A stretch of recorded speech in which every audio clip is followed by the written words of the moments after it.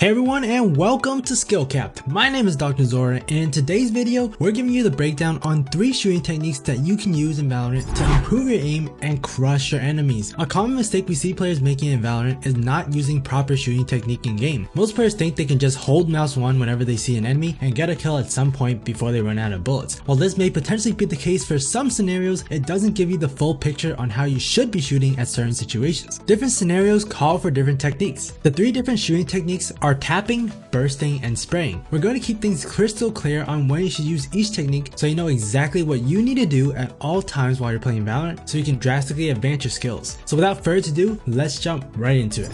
We're going to start things off with our question of the day. Which weapon are you currently using in Valorant? Different weapons in Valorant call for different styles of shooting, so it's important to identify the most common weapons that you're currently using and identifying the strengths and weaknesses of those weapons. Once we figure that out, we can then discover which weapons are the best for certain situations along with the best shooting techniques to really take advantage of those weapons. Take a few minutes and think about the weapons that you like to use the most, and then take that into consideration as we go through all the different shooting techniques. Getting into our first shooting technique, tapping. What is tapping and when should we use it? For those who aren't familiar with the terminology, tap firing is when you are tapping your mouse and shooting one bullet at a time. You fire a shot and then let your recoil reset before firing another shot. This ensures that every single bullet you shoot is 100% accurate. This may be confusing for players at first. Why would you tap fire when you can just hold mouse 1 and get more bullets off per second? The idea with tapping is going for high quality shots and focusing on that quality over quantity. For example, in long range engagements, it can be difficult to try to spray and control the recoil of your weapon. Therefore, going for a high quantity of bullets fired isn't helpful if you're just going to miss most of your shots.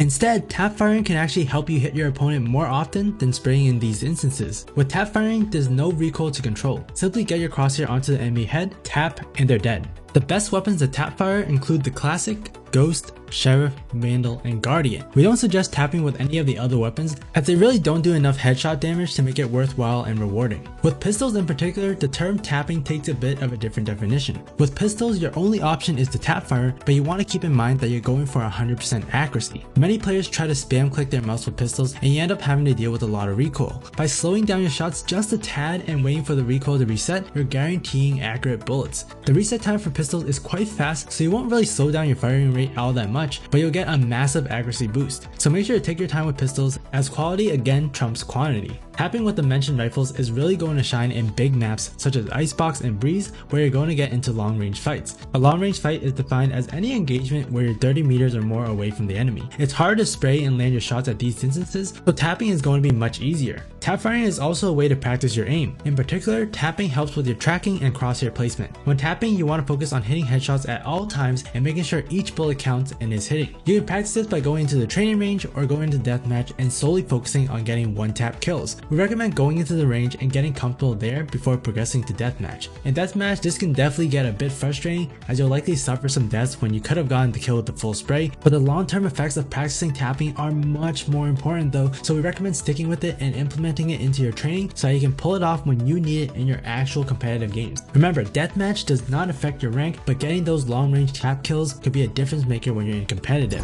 Moving on, we have burst firing. Burst firing is when you fire 3 to 6 bullets and then you stop. From there, you let the recoil reset before shooting another burst of 3 to 6 bullets. This method of shooting is essentially the best of both worlds. With tapping, you really have to make sure that you hit your shots, while with burst, you have a few extra bullets of forgiveness if you were to miss that first shot. It's really the best balance between quality and quantity of your shots. The biggest advantage of burst firing is it really helps players control their recoil. The initial few bullets for most weapons tend to be strictly vertical, making them the easiest to control. With these bursts, all you have to do is line up your crosshair and pull down. If you can master burst firing, then you can eliminate players much quicker than usual. We recommend using burst firing for more medium to long range encounters, meaning any range that is beyond 20 meters. Not only does burst firing help with your accuracy, but it is also a great technique to use with different movements and peaks in Valorant. For example, a common technique that you can do to challenge a player is what we call jiggle peeking. With jiggle peeking, you're going to be peeking out at an enemy for a brief moment to identify them before running back to cover. Repeat this quickly and consecutively, and you'll be able to get information while making yourself a slippery target to hit.